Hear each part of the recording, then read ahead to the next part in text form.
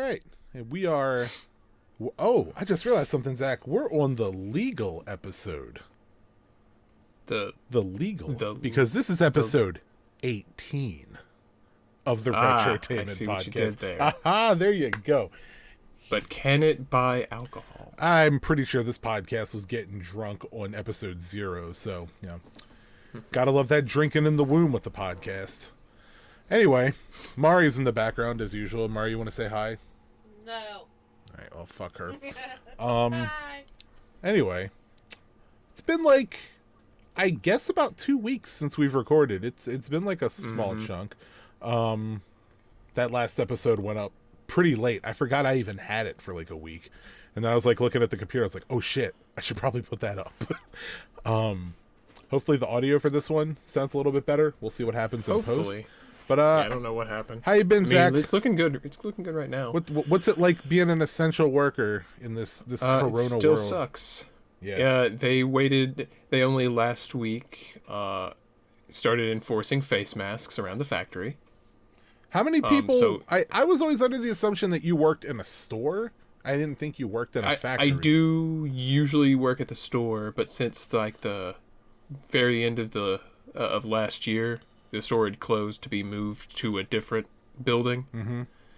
So it was closed while that was going on, and I was working at one of the factories because there's 4 plants in town. Oh, okay. I thought you were helping to move the store, and that's like no. I thought you were doing that at first, and then when we ran out of things that we could do, just me and the other guy. Oh, we got sent to the plant. I've been working at the plants all year, and it's been awful. Yeah, it seems like it. You sleep drunkenly texted my wife your call out message today, which was pretty funny. I looked at it and there was like grammatical errors, no punctuation. I'm like, Zach, how long have I known you? It's been over 10 years at this point. I don't expect too long. I don't expect Since grammar of war, or punctuation from you, even when it's 12 in the afternoon. So it was when Gears of War 2 came out. Oh, that was good times. So, speaking of good times, I am wearing one of 2 Animal Crossing shirts that I ordered. They both came in. I ordered both. Do you remember the shirts I posted in the chat, like, probably 2 or 3 weeks ago? One was the meme of the woman pointing at the cat, but it's Animal Crossing characters. And then the other one is the Lighthouse shirt, but it's Tom Nook, and it's the Bell House. Oh, you did get that one. Cool. I did, so I'm wearing that because, you hate the Lighthouse, and I love it. So you did not get the one that says, I have excellent coochie? No, I didn't even see that one. Oh, there's someone who took the Animal Crossing logo, and it just says, I have excellent coochie. Oh no, I would not order it's that pretty shirt, entertaining, but so yeah, Misty essential worker. Me one. Oh, she ordered you one. That's cool. She ordered me one that has Isabel. She looks like she's fucking tired and fed up with everything, and it just says underneath her, I hate my job, and she's wearing like a long shirt that just says my job sucks, or my boss sucks. It's very fitting. Very cute. I mean, Yeah. I saw that. I'm like, Misty, please get this for me. You have had a string of shit jobs, and Boy, have I. I just hope you guys actually, like, once Corona, I don't want to say clears up, because we're going to talk about Corona in this episode anyway. I usually try and avoid, like, specific political topics without, like, we bitch about Trump every once in a while, but I do have 2 specific political things I'm going to bring up, but in terms of Corona, like, now they're saying that social distancing might be a thing going on until at least 2022 now, if the vaccine takes, an exceptionally long time to develop. But, oh yeah, dude, big gathering like of sports events, that shit ain't gonna happen. You imagine trying to get all those people into a stadium? Yeah. After this, it's gonna be a thing, that's for sure. But like, it's probably gonna kill off a lot of sports, but. I'm not a wrestling fan, but did you see the shit wrestling has started doing? I did not, but I heard that they held WrestleMania and, like, there were no fans at all. It was, like, recorded somewhere in Florida. Yeah, it's recorded, and they do, like, special effects and shit, like someone fighting like, John Cena fighting, like, his past self or some shit. Apparently they're doing like legit anime bullshit and superpowers I wholly now. approve of this. This is what Yeah, wrestling needs yeah. to become. Yeah. Fully embrace the But, kayfabe and just turn this shit into Yup. Dragon Ball Z. But did you, while we're on Corona, we'll shift back into like, I do want to hear more about like your shitty job, because that's how we start all these podcasts. Did you hear what Ticketmaster started doing? I did. That's some bullshit. So anyone that has ever dealt with buying tickets to anything and had to go through Ticketmaster in, I don't know, the past like 40 years, however long they've been around, Ticketmaster has just, they're like the Comcast of, I guess, the concert world. Nobody They're the likes EA of the concert No, you know what? world. Even EA like has a few feathers in their cap for things they've done that are good. I don't think Ticketmaster has ever done anything that's positive. Like they have just slowly increased their prices for like, their convenience fee or whatever. But specifically what I was referencing to Zach was something that came up yesterday I saw on Reddit, which was that they amended their terms and policies so that they no longer refund shows that are canceled outright. Shows that are rescheduled, postponed or rescheduled. They will only refund you if it's been canceled outright. Which obviously, with Corona going on, all these fucking concerts are being, rescheduled, postponed. I mean, Mari and I have a huge concert in August that there's a good chance that's not going to happen. So we'll have to see what's going to happen with that. But it's the shittiest possible thing you can do.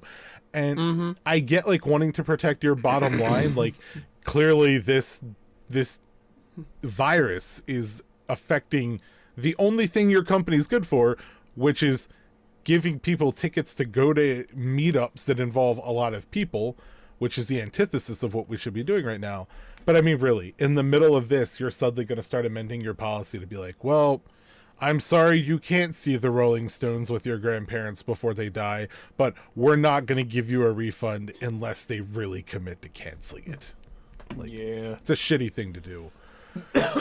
So, cycling back, what's it like in essential worker land?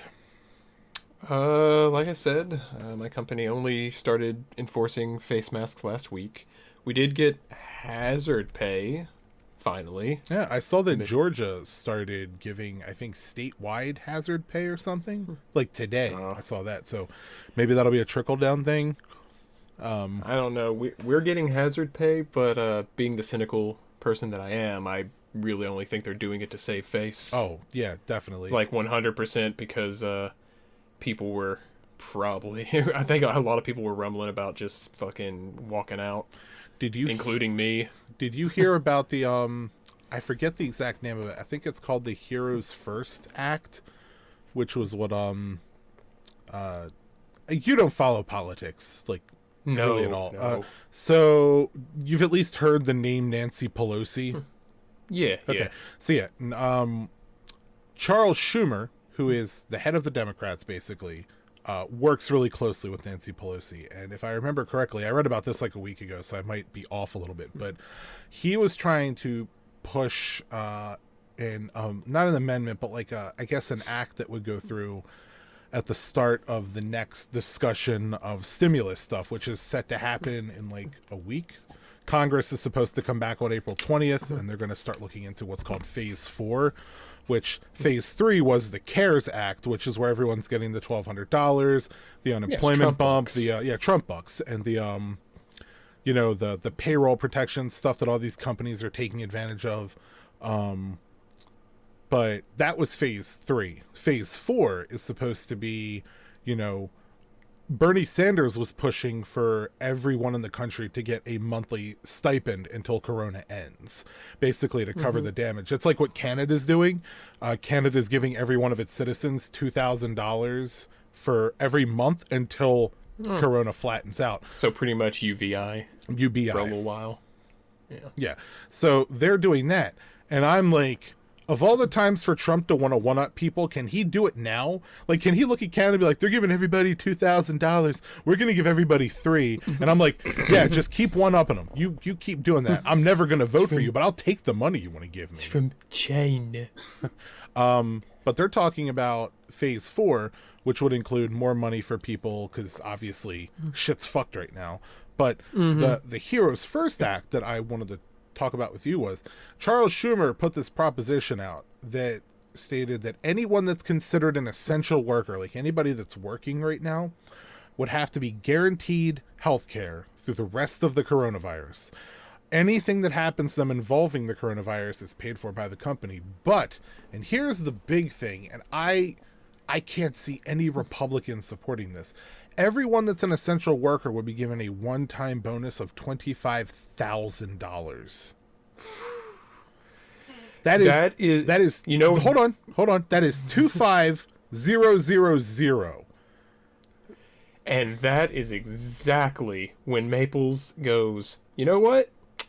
We care about our employees. We are going to shut down. That is exactly, as soon as they heard that, they're like, all right, we're shutting it down. Everybody go be safe at home. Stay at home. Well, it would be paid for by the government, but it would also be retroactive. Like, you've already been working, so you would be eligible for it. But, like, I'm trying to wrap my mind. Like, I've been working at home, but I'm not considered, quote, an essential worker. So, I somehow am. So I'm trying to wrap my mind around this idea. Let's say that all of these happen, right? We're going to get $1,200, and then let's say that they agree with the 2,000, like Bernie's proposal, which I do not see happening. Let's say that we get $2,000 a month for the rest of this, which I think they said was going to be 4 months worth of payments. So that's $8,000 right there, and then $25,000 if you're an essential worker.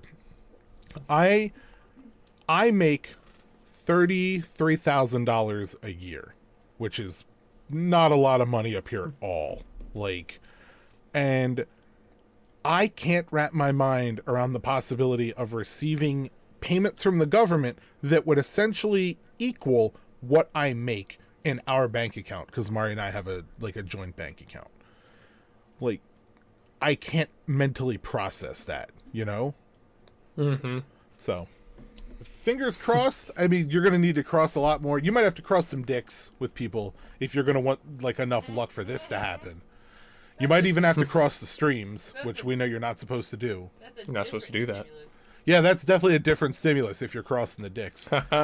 Stimulating. But that'd be fucking crazy, man. Could you imagine, like, getting $25,000 from the government just for working through this? I would immediately pay off my car. Yeah, that immediately. Not even a question. First thing. I would get that money, and the government would be like, "We want you guys to go out and spend this," and be like, "Okay, car paid off." Actually, no, I think good old Jerry Damson of Huntsville, Alabama is going to be getting this one, sir. Yeah, Jerry Damson Honda, yes, sir. Car would be paid off. I would probably pay off. Actually, that's really my only huge bill. Like, I have student loan debt from when I was younger. But, like, now they're talking about canceling some of that debt, and I'm like, please, look, please. I legitimately feel for anyone that has... Whose dick do I gotta suck? Like, anybody that's lost something, either it be your job or, you know, if you've lost, like, a family member, like, through this event, or your home, like, all this crazy shit going on, I can't even begin to fathom that. I was incredibly lucky to be able to, like, still get paid and work from home for this. But I want to milk this situation for everything the federal government wants to give me.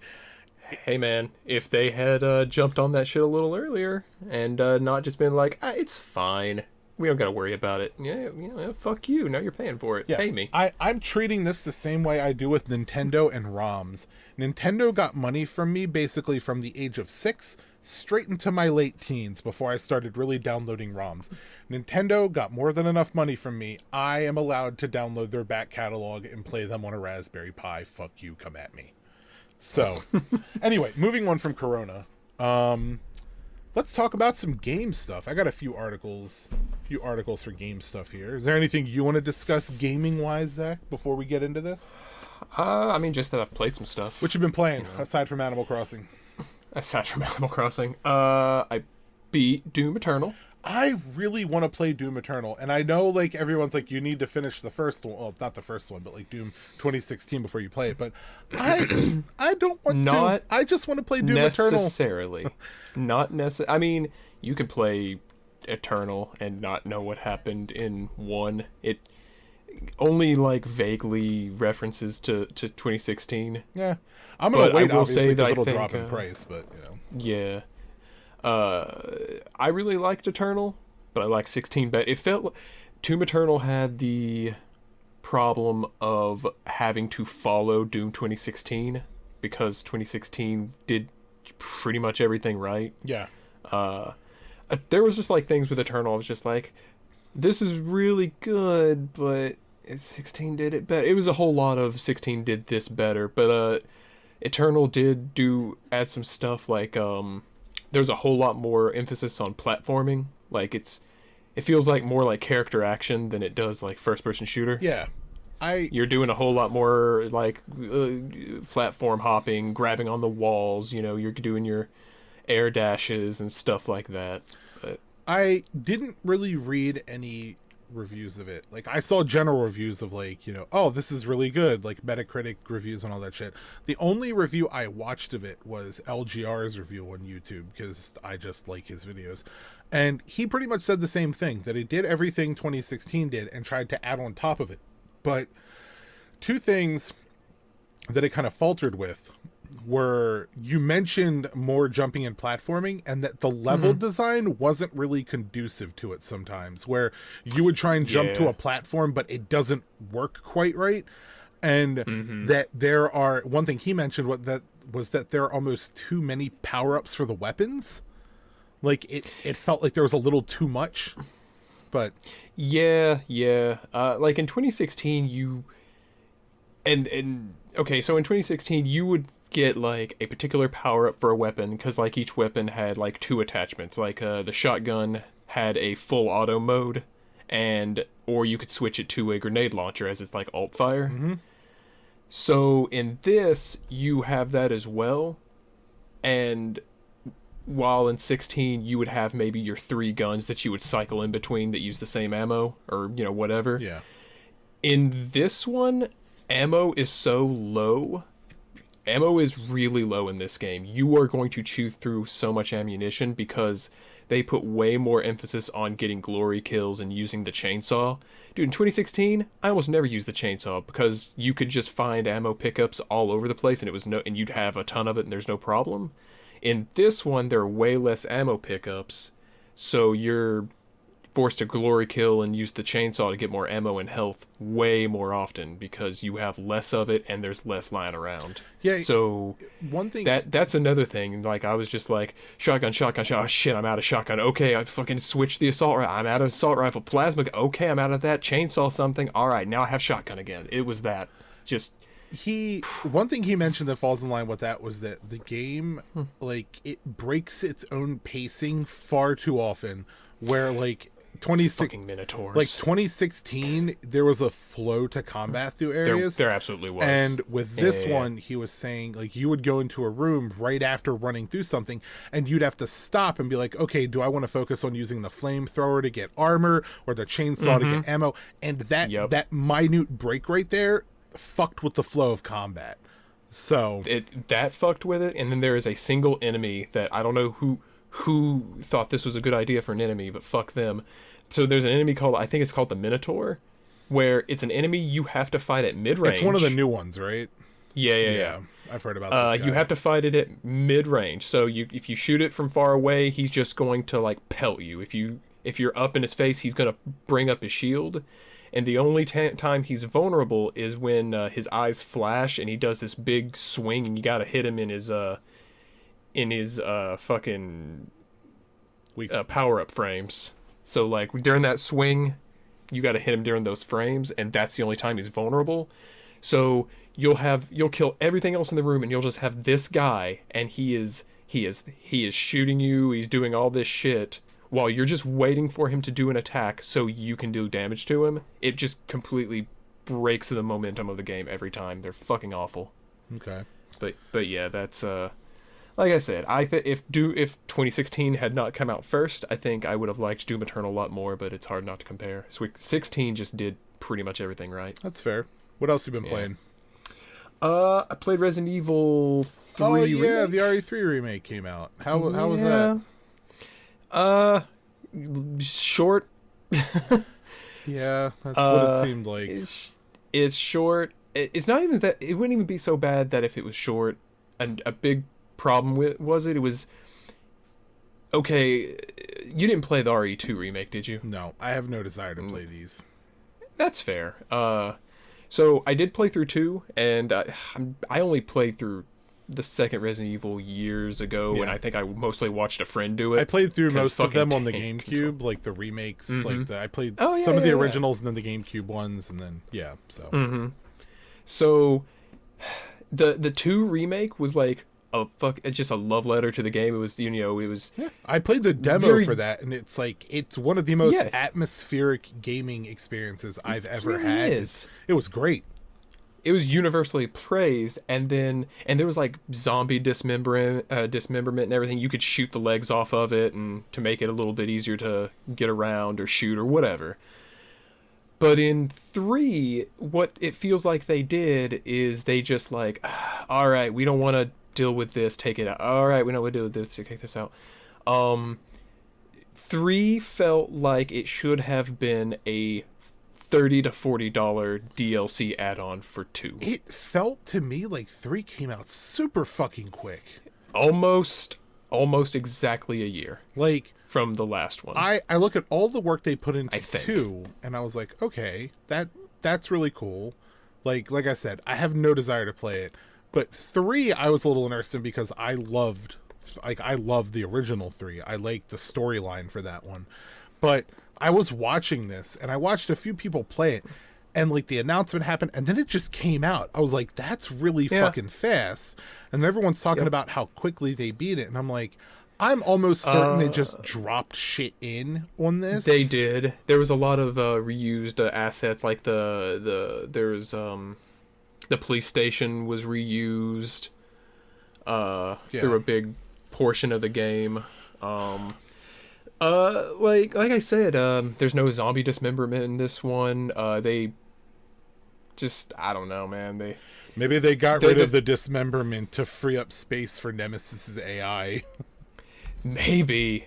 Nemesis is like so in the original one, he like chases you a lot, right? Like he's a constant threat. Yeah. Not so much in this one. There's like 2 or 3 chase sequences.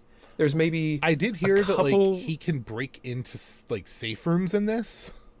He never did that with me. Maybe he does that in like the higher infernal difficulty or something like that, but he never did that with me. The only time I couldn't use a safe room was it was during a chase sequence, and I broke through a room that I knew had a typewriter in it, and it just had like an X over it, like I couldn't use it. So I'm just okay. I can't, just don't use this and just keep going.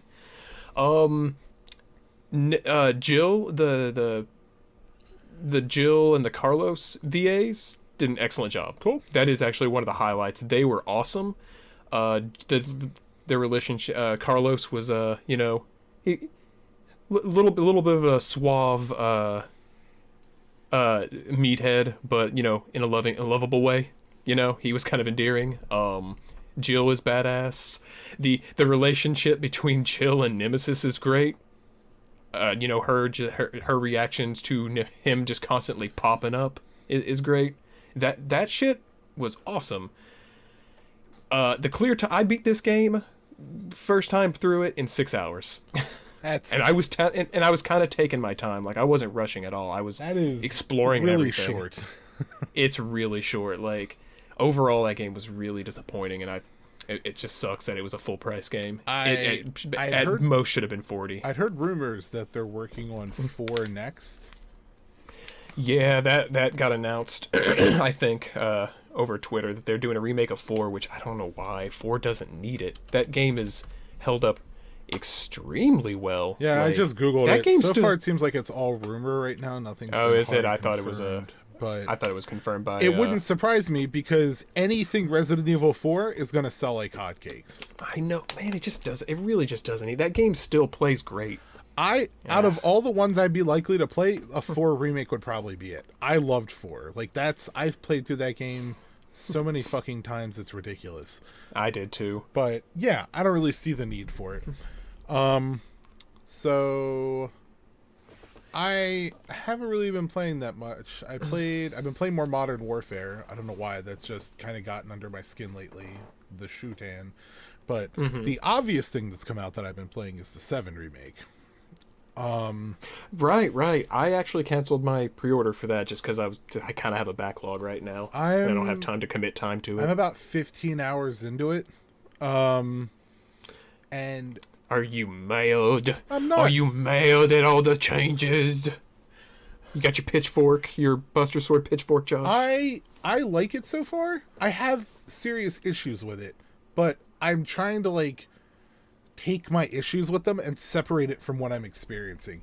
Because one thing I realized when I started to play this is that there are people that are always going to want the purest experience, which is to just take the original story, the original characters, update everything, give you that new thing right there. Basically, everything old in a new shell. That, in my opinion, would be a remaster. This is literally called Final Fantasy VII Remake. Yeah. And if anybody that knows me knows what this game means to me. And I really like it so far. The combat's really fun. I had never played 15, so I was not used to the sort of live combat that you have in this. I do like the classic version where you can use square to attack, triangle to switch stances or do power attacks, and then if you press X, it slows everything down and you kind of go into that classic ATB mode. It doesn't stop everything completely, but it gives you enough time to kind of plot out what you might want to do next, and I dig that. I will say that, like, so far there are a couple of things I'm curious about design-wise, like what's going to happen with the next game, because I think the thing that stands out for me the most with this is that it doesn't really feel like and I'm going to air quote this, but no one can see it, a role-playing game. This, to me, so far has really felt like Final Fantasy VII, the interactive story.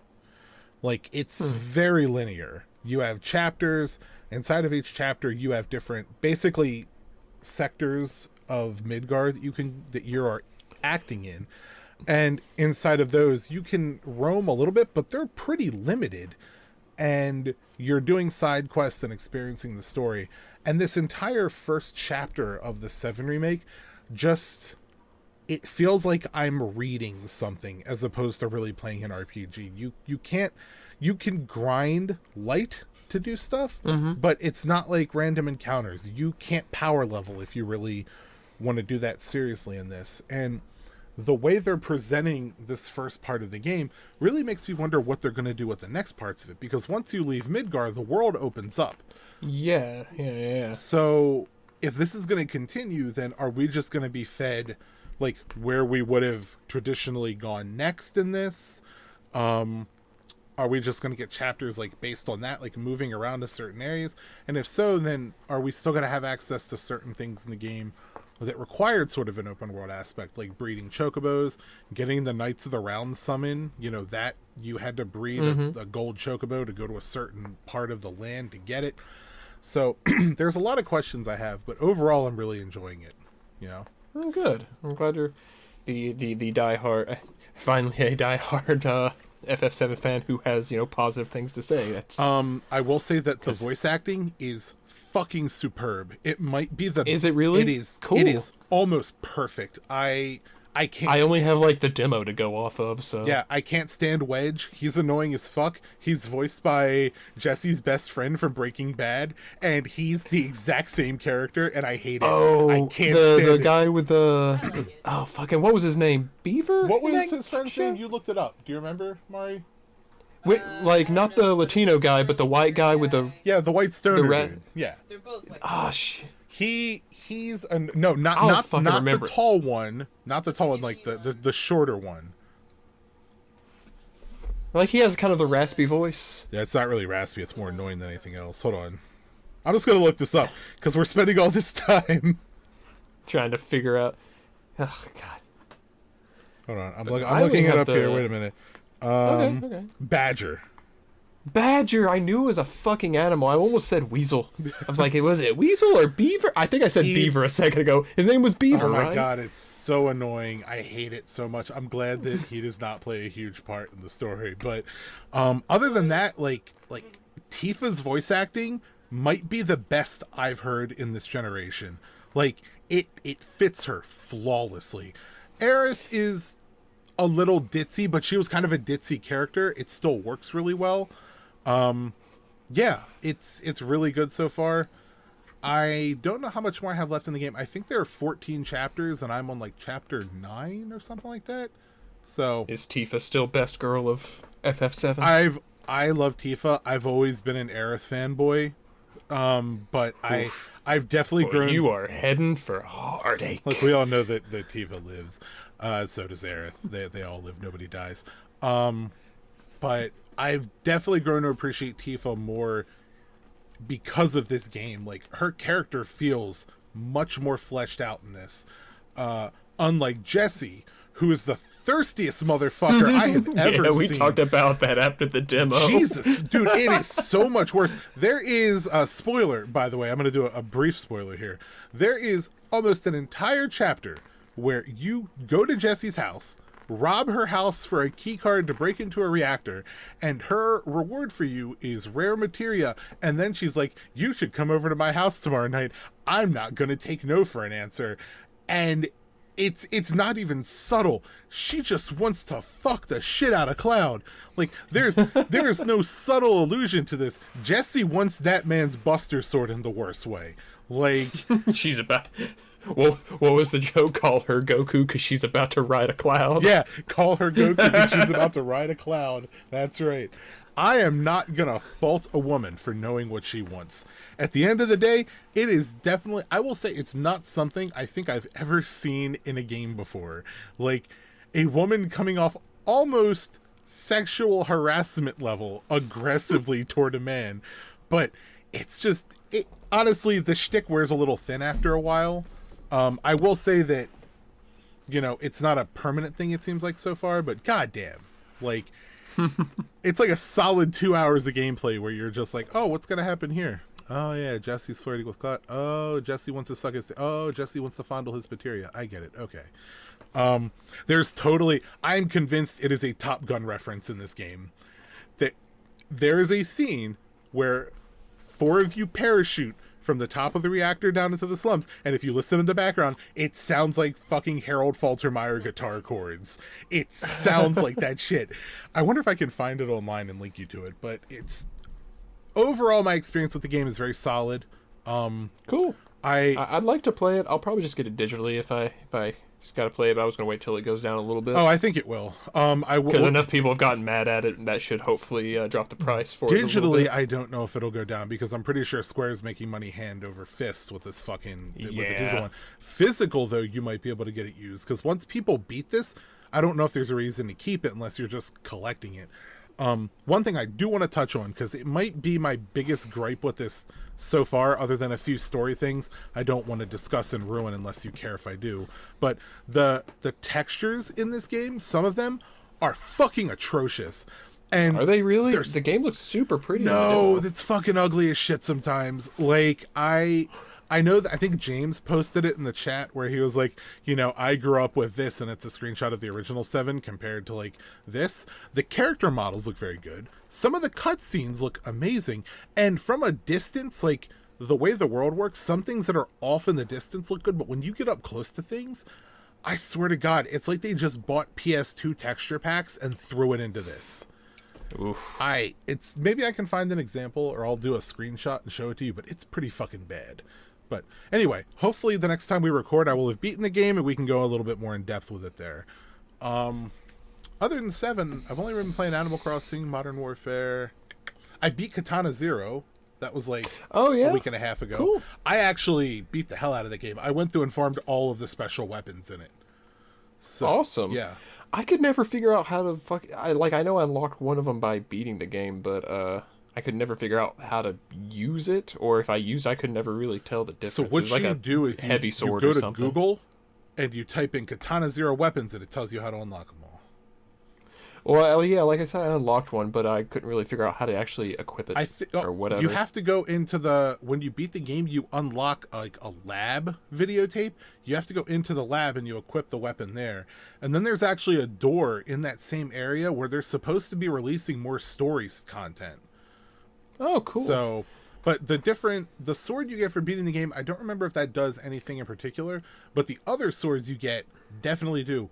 One of them it lets you do a ranged attack, like you basically throw a knife that it has a cooldown.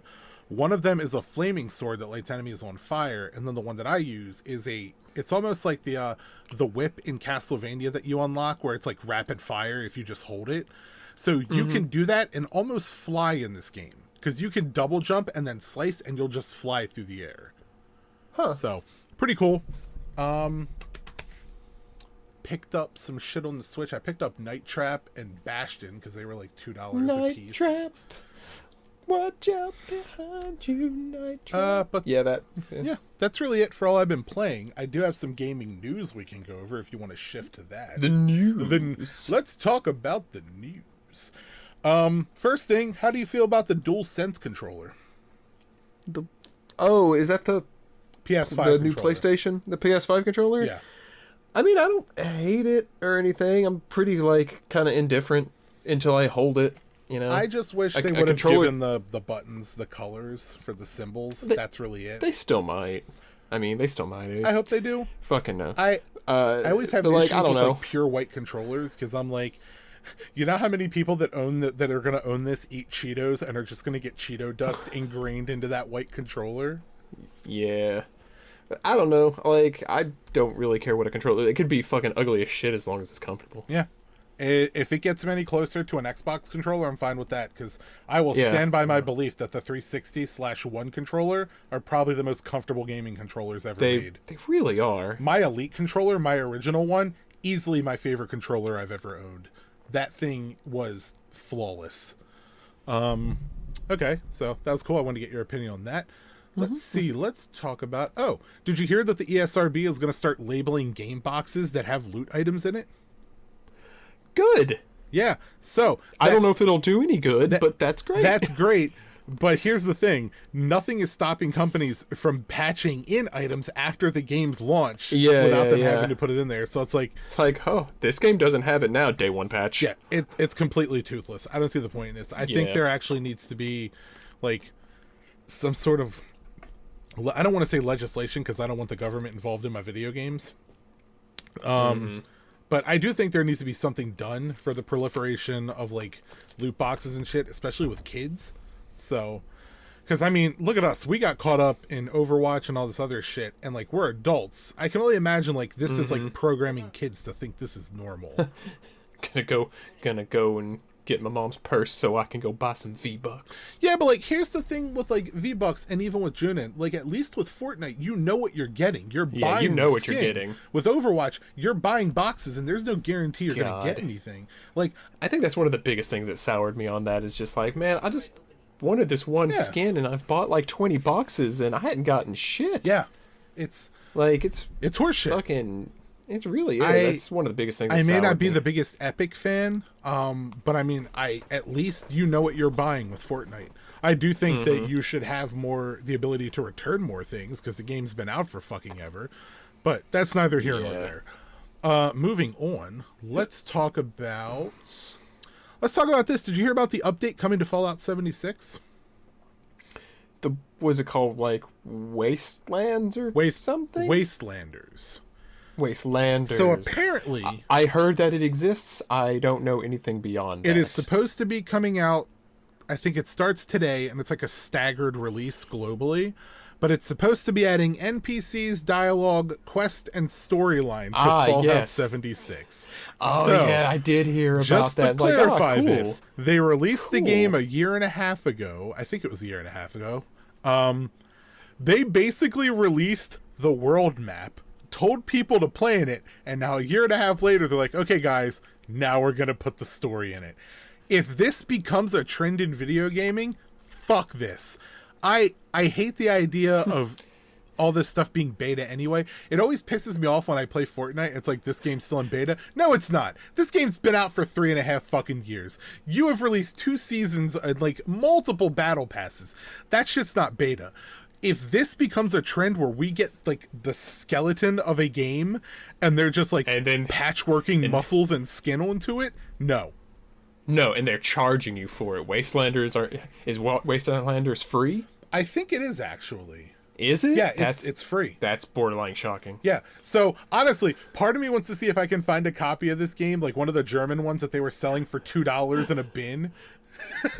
They're gonna be you're gonna it's gonna download and it's not gonna be Fallout 76 anymore. It's just gonna say Fallout 5.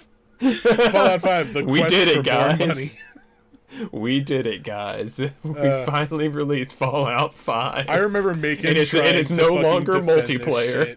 Do you remember Macon trying to defend Fallout 76? Oh yeah, he was like, come on, guys. He did not have a leg to stand on there, I swear. No. So we have this friend who bought 76 at launch, and like, look, if you had fun with Fallout 76, more power to you. I'm glad you got something out of it, but like, you could tell he was bullshitting this. Like, yeah. Oh man. But yeah, so I mean, if this works out and this update, you know, actually adds something serious to the Fallout universe, then if I can get this game for like $5, I'll do it just to play the storyline. Yeah. But yeah. Or maybe I'll just read the wiki. Funniest. I don't know. We've added all these all the NPCs and it is no longer online capable. Oh god, you know what this reminds me of? I just imagine a bunch of people playing Fallout 76 and they put this update out and they look at each other now that they're max level and all this stuff and just go, what can we do now, guys? We can finally start playing the game. Playing the game. Oh god. All right, let's move on from 76 to the last piece of gaming news I want to go over today is really a rumor more than anything else, but it's a rumor that I want to be true almost more than anything in gaming, and that is that a supposed leaked screenshot of Grand Theft Auto 6 came out like 4 days ago, and it was a skyline of, it looked like a bunch of buildings near the water and there were palm trees, and that the logo was sort of a vaporwave GTA 6, and that the rumor is that it would go back to Vice City. And that, hoping for more Vice City. And if this goes back to Vice, I am getting goosebumps talking about this right now, because Vice City for me has always and will always be the greatest Grand Theft Auto. Like the rumors for this, and this is all speculation, but damned if it isn't like the most tempting speculation ever, is that it would actually take place in the 70s starting off, and that it would follow your characters from the 70s through the 80s into the 90s in Vice City, and that you would see real-time changes in Vice City. If you bought cars in the 70s and like maintained them, they would increase in value over time. Like, that's the kind of shit that I can't even wrap my mind around. Like, man, I just bought this. I just bought this fucking muscle car. I can't ram it into that building because it'll be worth something. You're going to see people playing GTA, but like really cautiously. Look, for years, one of my favorite things to do with Grand Theft Auto was to just, when I didn't want to play the game, would be to hop in a car and try and follow traffic properly, like stop at the stoplights. Yeah. And there would always... I did that in the more recent one. There would always be some asshole, like some NPC that would like crash into you and then get angry and try and start a fight with you. But, oh my god, I want these rumors to be true so hard. I want more Vice City so bad. But, yeah, what are your thoughts on that? Other than, like, 5, the only other GTA I played and actually beat was San Andreas. But, like, I'm fucking down for that. You never played Vice City? I think I played like an hour of Vice City. Oh my god, dude! It was San Andreas. I played a shit ton of. Yeah, San Andreas is great. That might be my second favorite, but I really want you to play Vice City because it's so fucking good. But it's not an easy game to go back to now. I think that was what it was. Is like I played it and I was like, ooh, this is hard to play. This is hard to go back to. Yeah, it's like going back to San Andreas now. Like, it's not Yeah, easy yeah. to pick up those kinds of games Fucking and play them. PS2 game. Yeah. Ah, dude, Vice City is so fucking good. Best soundtrack of probably any game I've ever played. It's so fucking good. But anyway, moving on from gaming news, I'm gonna let you pick what we talk about next. Do you want to talk about 2 quick politics things, or do you want to talk about 2 quick TV show things? Let's find your politics things. Yeah, let's do the politics. We can bring it down with some TV. Yeah, I figure let's talk about the politics, and then we'll do TV, and then we'll talk about the movies. So Well, you will. I'll be listening because I don't have opinions. You'll have opinions on this. So, recently, like last week, right before Easter, there was a gentleman. His name is Ammon Bundy. Lives out in Oregon. He is famous because in 2016, he took over a wildlife refuge in Oregon. It was an armed takeover of this wildlife refuge because he was saying that it was his constitutional right to take this land. This dude is a certifiable nutcase. Like, I would not be surprised if at some point in my lifetime we had another Waco situation with him where he just goes out in a blaze of glory against the government. But he made a comment stating, it was early last week, that the government was not going to stop him from gathering for Easter. And I'm almost quoting this verbatim here. He said that he wants his family, his children, and his followers to get the worst possible strain of the coronavirus so that they can build up an immunity to it. Because Yeesh. the government's not going to tell him what to do. So he rented out land in Idaho, had a massive gathering of like 400 people for Easter, and then went back to Oregon. And he's hoping that he got the virus. Apparently all these people had guns. The cops were there. Super tense thing. But why? Like, I should not be surprised at the level of stupidity of some of the people in this country. But my God, it's like every fucking day during this pandemic, it's just somebody pops up that says something that's a little more stupid than the day before. And I just wonder when we're going to peak, you know? This is the time where you get to see which companies are the scummiest, and this is the times where you get to see which people are the fucking stupidest and the craziest. There was a Republican today. I don't remember his name. I just saw like the Reddit posts for it, but he was a Republican representative who came out and said that it almost makes more sense to him for people to die to restart the economy. To which my reaction is, you go die, so I don't have to hear this anymore. Like, how do these people get power? It doesn't make sense to me. But I wanted to bring that up because I was kind of curious what your thoughts would be about this. Just, you know, you live in the South. I'm sure you deal with your share of like nut jobs down there. But I mean, it's a special kind of pants on head stupid to say, I want to get the worst strain of this and I want my children to get it so we can get immunity to it. That's ignoring the fact that you can get the coronavirus after it's that it's ain't left. how that works, Chief. Fucking morons. That's me ranting. That's me using the podcast as my pulpit right there. Hopefully the next thing Zach can actually comment a little bit more on, because it's a little Other than you mean other than people be crazy? People be crazy. So Barack Obama officially endorsed Joe Biden today after Bernie Sanders dropped out 2 or 3 days ago, and officially supported, Joe Biden for all this. And I was a pretty big Bernie supporter. I firmly believe in progressive politics, and I followed his subreddits for the most part. And some of them got a little uncomfortable at points, like when common sense was telling you that Bernie wasn't really going to win the nomination. There's a lot of wishful thinking in these sort of regions of the internet. Well, apparently the major Bernie subreddits started removing and blocking all content about anything involving Bernie endorsing Biden. And it's these people just living in this bubble being angry that Bernie's not going to run, and now they're saying like they're not going to go out and vote, or they're going to write in his name. And now there's this division, which is exactly what Russia and what Republicans wanted, which are people saying that they're not going to vote for Biden because he's not going to support Bernie's policies.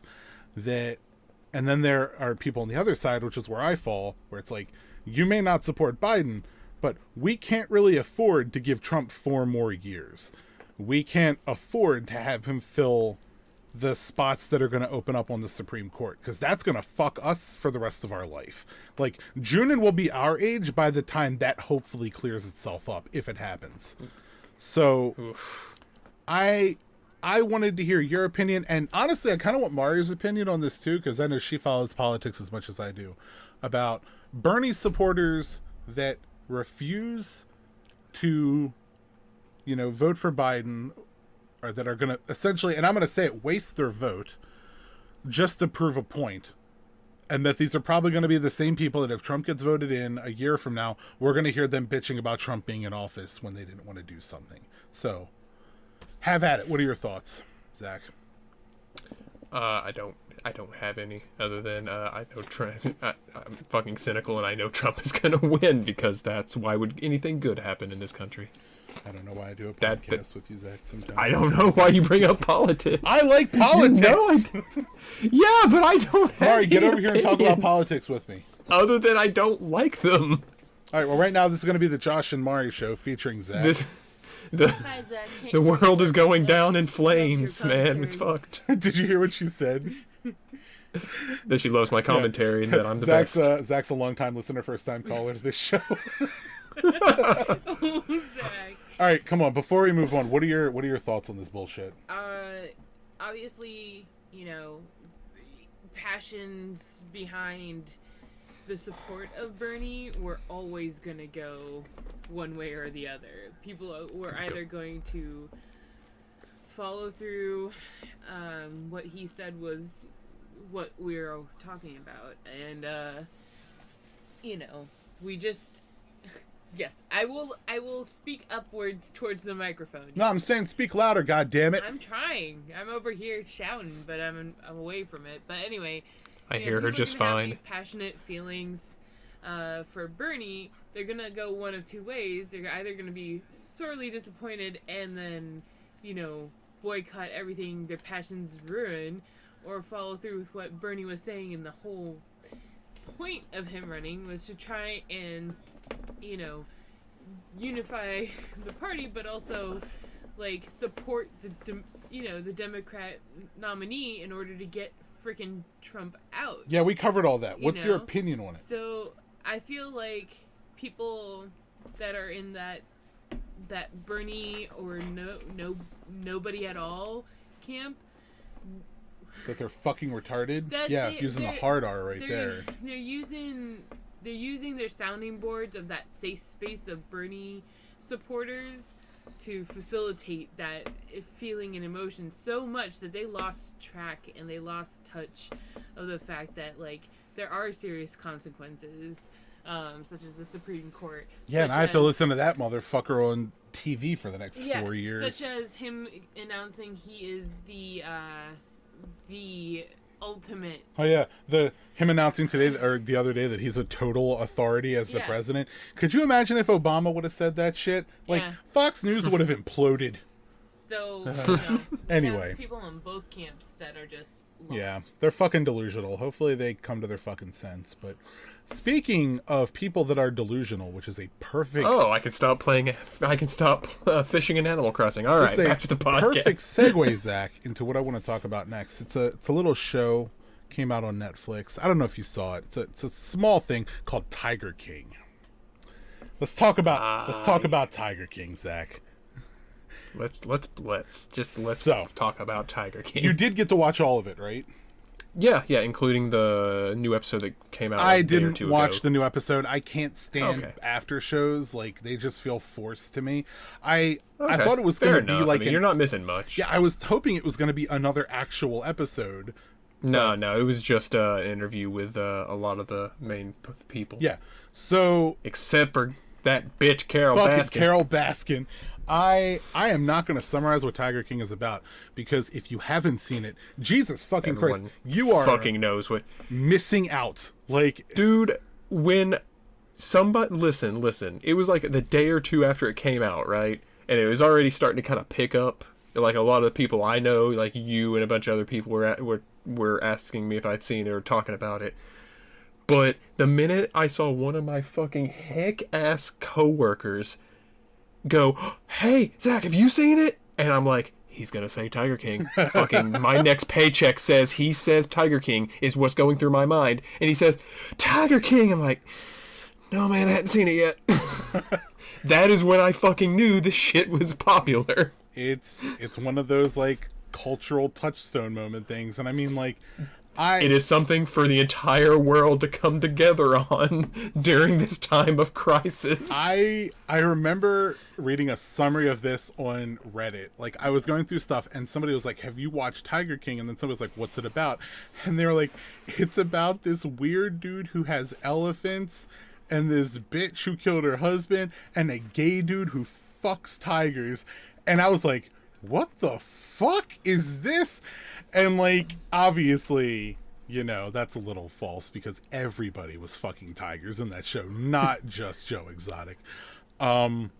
Yeah, dude, from the beginning to the end, Mari and I were just glued to this show.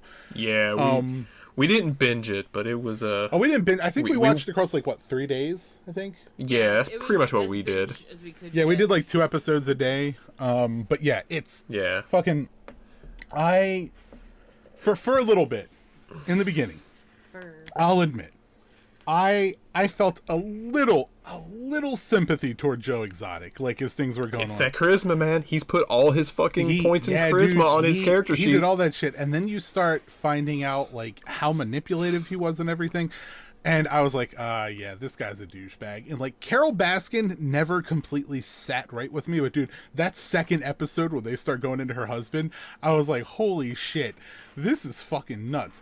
But I'll tell you what, the person who I really think needs to have some kind of justice brought on him is that fucking, what's it, Doc Anton or whatever? Oh, Doc Angle. it's Doc It- Angle. you mean him and his crew of common law wives who Yes. he forced to get a name change? I swear to God, I honestly think, Zach, that man might take the mantle of biggest douche I've ever seen. Like, Yeah, he was definitely I think he was one of the biggest dirtbags, and he hardly got any screen time.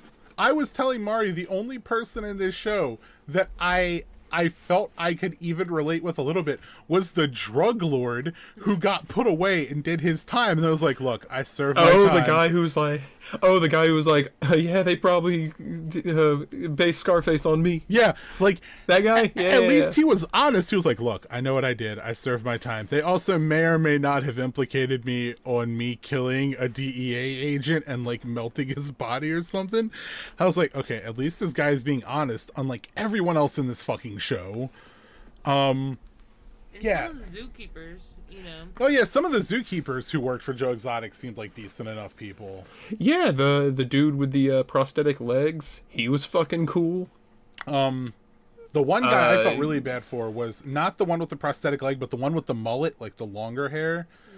Oh, the long blonde haired Yeah, guy? I felt kind of... Yeah, Yeah. he was in that King and I interview. He was one of the people who did a little Q&A and everything. But yeah, he seems like he's a good dude. Yeah, I looked up... Fucking prosthetic legs. I looked up what happened to him specifically, like, after we watched the last episode. And apparently, like, after he had testified and, like, they fired everybody from there, he got, like, a job as a cook somewhere, but, like, got back into drug addiction. I don't know if he had kicked it or anything, but I felt so bad for that guy out of all of them. But this shit was an experience. Tiger King isn't really something you can try and describe it to somebody, but the more you detail it, the more insane it sounds. And it's really just something that somebody either needs to experience for themselves or just write it off. Because it's not something you experience third person. Yeah. Yeah. There are not very many good people in this show. No, the animals are the good ones. Yeah. Oh my God. when the one time the dude who like was his campaign manager seemed fine. Oh yeah, I forgot Like, about that guy. He was cool, and he was one of the dudes who got it the worst out of everybody around Joe Exotic. Oh, the guy who was recording everything, who was like, Oh, I yeah, felt the bad for documentary him. guy. Like, he didn't seem like a bad guy. He knew what he was doing. Yeah. Other than making a fucking off-site backup, like, who makes a TV show and doesn't have a backup somewhere that isn't in your primary recording facility? Like, I don't know, but that shit was nuts. Highly recommended. And the last thing we're going to discuss before we talk about our movie, which was Uncut Gems, by the way, Zach picked it. I watched a good chunk, I think more than half of Beastars. Oh, Yeah, I've not done it. I've only watched, I think, 5 or 6 episodes, but I mean that's about half anyway. So. I like it so far. It's very different. I was not expecting what I got out I of wasn't this. me either. Like, I was like, this is gonna be some anime fetish Zootopia bullshit. And it is. It totally is. It is, but in a good way. Like, it feels like, what if Zootopia wasn't made by cowards and they're like actually I don't know, Like Apple? like take They it to need- places you would expect. They need to take some you know? of Apple's courage, have some more courage. Yeah. But I saw the artwork for this, and I mentioned it, I think the last time we recorded. I said that Junin saw it, and he hasn't watched it yet, obviously. And like, now that I've watched it, there's really only a few things in it that I might be uncomfortable with. Mostly the fucking rabbit striptease scene. Like, that was the first thing that fucking caught me off guard, because I'm watching this, I'm like, okay, it's like them controlling their urges, and there's like murder, and it's a school and all that stuff. Like, this is kind of interesting, and I love wolves, so I love the main character. But then there's that fucking scene where she starts stripping, and I'm like, whoa, what the fuck's going on here? Okay, hold on. Yeah, man, that rabbit fucks. Yeah, and she wants to fuck that rabbit wolf. does fuck. She is the Jessie of Beastars. Like, she's gonna fuck that. She wants to fuck that wolf. That is what she's gonna do. I was not expecting that out of this, and like once I got over it, I was like, okay, it's whatever. Who the fuck cares? I've seen far worse than that in my time on the internet, but I definitely wasn't expecting it. And yeah, that show was way better than I was expecting it to be. I'm really looking forward to more of it. And it's go on. CG animation is good. Like, fucking, I've seen some terrible CG anime. Cough, cough, berserk. But no, fucking cough, cough, hack, plague, cough, berserk. Yeah, I dig it. Really I good. think the last episode we watched was where they go into the city, and there's like the meat market or whatever, and he meets the fucking the panda. black market. yeah. The panda's the best. Yeah, I was like, here's the thing. I think it's like the first episode when they go into the cafeteria and they're eating their food, and like the herbivores obviously can eat whatever they want, but then the carnivores get like this substitute shit, and I'm like, this is bullshit. If I was a carnivore, I would be up in arms about this. Like, they have to eat meat at some point. Like, what do they do with the dead bodies? Why don't they just eat that? And then obviously that plays into the meat market thing or whatever. But it's a very fascinating world that they've developed here. And my biggest complaint so far is that it's on fucking Netflix, who are incapable of producing subtitles for anime that are accurate at all. I have said this Yep. for years, and when I say years, I mean probably a decade at this point. Netflix has never in their history put out subtitles for a show, even shows that they fucking made that are anime, that are remotely accurate. If you put on the subtitles and then the English dialogue and you watch it, there are times like what they say that they're saying isn't even close to what the fuck is actually being said. And the only thing I can assume is that they are using the literal Japanese translation of what's being said. But that doesn't excuse the Americanized anime that they've developed that has the same subtitle problems. So, Beastars is a show, awesome. Gotta finish it. We'll definitely be looking forward to more. Netflix as an anime producer is essentially EA. Fuck off. But yeah, like fucking two different people, like, and we're like, yeah. here you go. it's one person for each year, At just the doing same different things. time. Yeah. I've come to realize that no streaming service can make a decent UI. Like, I fucking hate the autoplay Netflix bullshit. You know you can turn that off. You can't. I've tried. You can't now. You can turn off play next episode automatically, but you know the shit when like you go to, unless this is some kind of recent change in the last month, you go to, you highlight a fucking, I don't know, you highlight Beastars and it just automatically starts playing. Yeah, a you can turn preview that off. or- It's in. You have to log on to the website. I think it is the past month. I swear to God, dude. Ask Mari. Didn't they turn off autoplay on Netflix? Yeah. So you don't have to watch the ads anymore. This is a recent thing. Is it recent? Because I swear I looked like 2 months ago and it wasn't there. I'll definitely take a look then. Yeah, it's because that is a fucking agitating February shit. 6th, 2020 was it, I just googled it real quick. That's the first result I saw, but I turned it off and it works perfectly. I can just leave Netflix there and nothing pops up. So good, I'm gonna do that. We renewed our subscription to Hulu because Misty wanted to watch something or other on there. Hulu's like, hey, you want a full screen thumbnail for everything? Like, no, I don't. It's fucking stupid. I have 2 complaints with Hulu, and I will preface it by saying this. One, I like Hulu. I think that in terms of stability, Hulu is pretty nice. I appreciate that they fixed their original problem of when it loaded, the Hulu loading sound was essentially a THX blast in your fucking ears. Anybody that had Hulu and remembers that sound coming out, I am almost certain if I have long-term ear damage, it's because of the Hulu sound. But my biggest complaints with Hulu are that it's not organized at all. It's a very simple AI that has very convoluted submenus. And then on top of that, if I want to read more about something, why do I need to click like 5 times to get to see more text? I get what they're going for aesthetically with it, but it just doesn't work sometimes. We have Hulu. I've been watching more Hulu than anything else because of, well, one, oh fuck, that's another. I want to talk about Letterkenny because I went through all 8 seasons of that show in a week. Is that Hulu? Yeah, dude, please watch it. Oh, this is that one you kept fucking throwing quotes out for it. Yes. I was like, I don't know what you're talking about. I swear to God, man. dude, fucking Letterkenny is hilarious. Okay, I'll try and yeah, it's so fucking funny. It is a Canadian comedy, and the best way I can describe this, it's 30 Rock meets Trailer Park Boys. Okay, I mean, you got me. It's so fucking funny. And also, anyone that watches Hulu should be watching Brooklyn Nine-Nine, which is one of the best comedies out there. Not, like, progressively better throughout the years. That's Andy Samberg. I don't know if you watch Brooklyn Nine-Nine anyway. I've seen a couple episodes. Dude, it's so fucking good. You need to just watch all of it. Just start, and it'll hook you. I have not met someone that did not get hooked by Brooklyn Nine-Nine after, like, the 5th episode. But, yeah, Hulu is really fucking convoluted. In terms of, like, anime programs, the one I hate more than anything is fucking Funimation. Funimation's app is unusable. Oh my God. It's fucking terrible. Have you used the site streaming app, or have you used like the like app, device? The iOS one. Yeah, okay. That one is bad.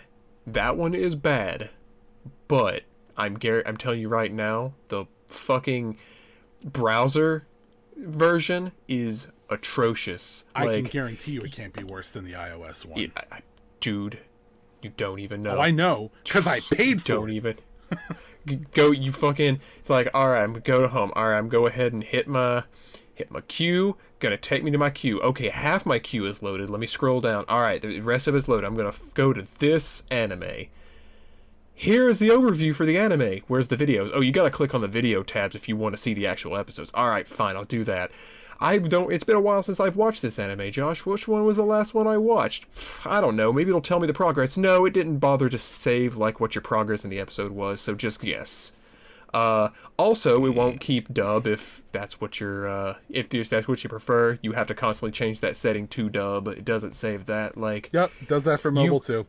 10 goddamn clicks and pages, it feels like, to get to the thing you want. Not to mention the fact that if you want to watch... Horrendous. If you want to do the most basic function of watch something through Funimation, let's assume you've worked your way through their mess of links and pictures, which is the same on mobile. Things just won't load half the time. Like, They won't. I signed up for the trial specifically to catch up on My Hero Academia.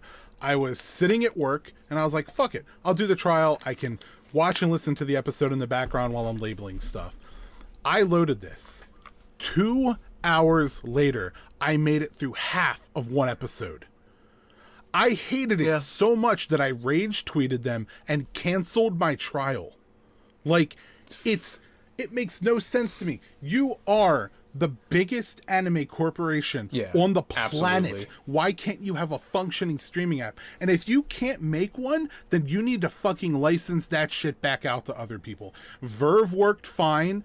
I'm assuming Crunchyroll does to some extent. Yeah, Crunchyroll works fine too. Fucking Netflix. Netflix. I've never tried High Dive, but it's got to be better than I fucking... haven't either. Like, I want Netflix to just buy them. Just buy Funimation. Like, you know? Funimation. And it's like, I'll get on there and it's like, hey, don't you want to buy the Blu-rays? Fucking no, it's right here. I can watch it. Yeah. This is all a very convoluted way of saying that we really like Beastars and you should give it a chance. Beastars is really fucking Funimation good. is horseshit, but damned if Beastars wasn't enjoyable. Like, yeah. Yep. Oh, god damn it. Anyway, so now that we're done talking about all this bullshit, Zach, I'm going to take this time to promote Letterkenny once again, because Jesus Christ, that show is a gem, and everybody should fucking watch it. But Zach picked out a little movie for us, starring Adam Sandler and a bunch of other people. I know Elsa from Frozen was in there. That was his wife. But Zach picked out a little movie for us called Uncut Gems. And I'm going to let him try and give a quick summary of this movie because he's the one that picked it. So do your thing. This movie is loud and everyone talks over each other constantly. That's the summary, the end. So this movie is loud and everyone tries to talk over each other. That's Zach's summary. This is the end. Is it not accurate, though? It's an accurate portrayal of the characters, not necessarily the story. So, Adam Sandler is a fucking very sleazy jeweler. Yeah. What was the basketball guy? Kevin Garnett. Was that his? Yeah, Kevin Garnett. So, okay. By the Adam way, let me put Sandler- this out there. For being a basketball player, Kevin Garnett, absolutely enjoyable in this movie. I loved him. Yeah. Like. So Adam Sandler, his character, who I fucking don't remember, the name of at all. But anyway, he gets Howard. this. Howie. Yeah, Howie. Gets this gem, essentially this gem from It is an African black opal. African black opal, essentially smuggled to him inside of a fish, like sent to him. Do you want me to try and summarize this, Zach? Because I feel like paid you're for it. struggling I mean, you already. can if you want, man. I'm trying to go through it. That movie was so fucking loud. I had a headache. I will give you the super quick summary of this. Adam Sandler is a jeweler in New York who deals with, let's just say, not so legal merchandise. He has an African black opal, basically smuggled to him from Africa through a fish, and he assumes, essentially, that this thing is worth $1 million. You still with me, Zach? Yeah. Cool. $3,000 a carat. Yeah, $3,000 a carat. You hear this throughout the whole movie. It's $3,000 a carat. That he assumes this thing's worth $1 million, and he is this is his linchpin to get out of debt to this guy named Arno, who's a loan shark, who is also his brother-in-law. So this whole movie is Adam Sandler making the dumbest fucking financial decisions I have ever seen. Like, he has so many chances to pay this debt off. It's just like, wait a minute, I can gamble on this. Wait a minute, I can do this. I can get the money, though. So he makes all these decisions to pay off his brother-in-law. And this, I want to stress this by saying it sounds like I'm ragging on this movie. I didn't hate this movie. It wasn't bad. It was stressful. It was a very stressful movie to watch. This movie makes you tired. It does. Like, we were watching this, and like 40 minutes into it, I looked at Mario, I'm like, this dude's gonna get shot in the fucking face by the end of this. Like, and damned if it didn't happen. Spoiler, he gets shot in the fucking face. But anyway, so he gets this opal smuggled in. He's gonna put it on auction to get $1 million to pay off his fucking debt to his brother and all this other shit. And in the meantime, he has, I assume, what is a friend who he's been essentially keeping like black market Rolexes in his safe, played by Lakeith Stanfield. I loved him in this movie. I thought he was great. And he's bringing people into his showroom to get them to buy stuff. And one of the people that he brings in is Kevin Garnett, the basketball player, played by actual Kevin Garnett. And he shows them this opal and tells him this story about, you know, African Jews, and Kevin Garnett kind of gets connected with this stone, and yeah, he just starts gazing into it, seeing the fucking universe and shit. Yeah, and it's a nice play on sports stars being superstitious, like having rituals before the games, and he thinks there's something in this stone, and he convinces Howie to let him take it to the game with him, and he fucking crushes it, like just massacres the game. And he's like, I'm going to get the stone back to you the next day. And there's this whole back and forth with Kevin Garnett having the stone and Howie not getting it back. And then underneath it, there's this stress of the imminent danger of him not being able to pay off this loan to his not stepbrother, but brother-in-law Arno. And Arno has these two not henchmen, but like, you know, lackeys who are his muscle, who he has no control over, who are just constantly like threatening him. And that's really the whole story. It's just, it's Howie, Adam Sandler, coming into some money, and then instead of paying off the loan, gambling it to try and make more money, and then fucking that up. And then at the end of the movie, he finally agrees to sell the opal to Kevin Garnett for much less than what he thought it was worth. He takes this money and gives it to his mistress to place a bet. It's a really convoluted bet that I didn't understand any of the shit they were talking about with betting. Yeah, I didn't. But it's placing this really convoluted bet to turn like 160 grand into 1.2 million. And the end of the movie basically has Adam Sandler locking his brother-in-law and his two muscle henchmen or whatever in the security door to his like fucking jewelry shop while he's watching the game. And like he ends up winning. He gets this money. Well, he wins the bet. He doesn't get the money. Yeah. But as he goes to unlock it, they fucking the henchmen murder him, start looting his place. It's very Requiem for a Dream almost, where it's a build up to characters just completely devolving at the end. And that's really it. If there's a lesson to take out of this movie, it's one, don't fucking deal with loan sharks. And it's two, if you're going to deal with loan sharks and you suddenly have the money to pay off said loan shark, fucking pay them off. Don't be greedy. Don't be stupid. Yeah, so the movie is not bad. It's incredibly stressful. It is. Like, this movie will make you so tired. Every time you're like, all right, man, Howie's got what he needs. He's just gonna... No, oh, there he goes to the fucking bookie. Yep. Like, it's a lot of yelling. It's a lot of stress. And it's one very awkward voyeur scene with him in a closet texting his mistress. Then he like jumps out and surprises her, which I thought was hilarious. But like, yeah, I can't think of another Adam Sandler role like this. Yeah, he did not play Adam Sandler. He played Howie. Yeah, it was definitely nice. And for how much I dislike Punch Drunk Love, I will say that you fucking despise vitriol is what I heard. One thing I will say about both of these movies is that they both present Adam Sandler in a light that you don't see in his other films. Like, if you've only ever seen like Happy Gilmore and Billy Madison and like all the other Adam Sandler films that you are used to when you think of his name, they're both movies that definitely let him stretch out a little bit more, especially Uncut Gems. I know there was a big fuss about him not getting like nominated for an award for this. And I don't really know if it was like best actor worthy, his performance in it, but it was definitely a nice change. I will say that. So I don't really know what else to say about this movie. I didn't hate it. I liked it. It was really stressful, and that impacted my ability to really like it more. I get that. I had to take breaks from it. Like, we left it on, and like I took my phone out and I went through a couple levels in a game I'm playing, and then I went back to it and I'm like, okay, yeah, this is still stressful as fuck. So yeah, I would that. Yeah. I would say if I had to give this a rating, maybe 6 out of 10. It is so middle of the road for me. Yeah. Like, I didn't hate it. I didn't love it. It was loud. People talked over each other constantly. And just, like, there was just so much chaos. I want to know what the takes were.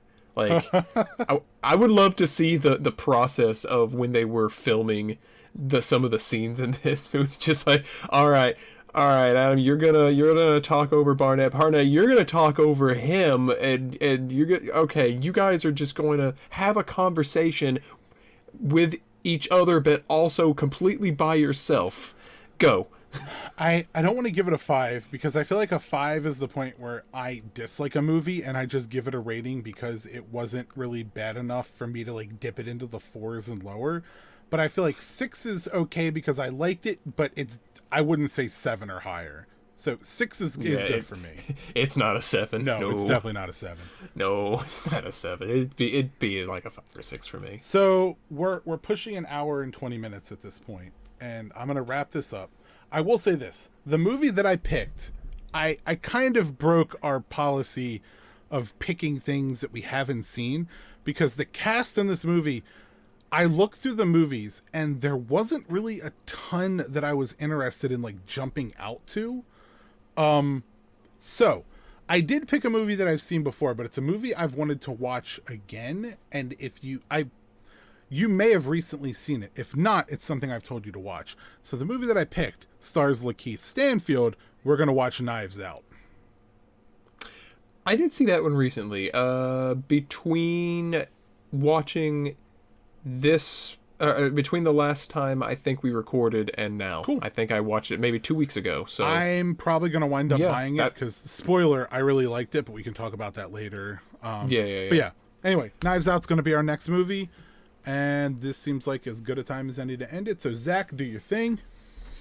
Just take it easy, all you cats and kittens. Yeah, all you cool cats and kittens. Mari, you cool cats. Say goodbye to the people.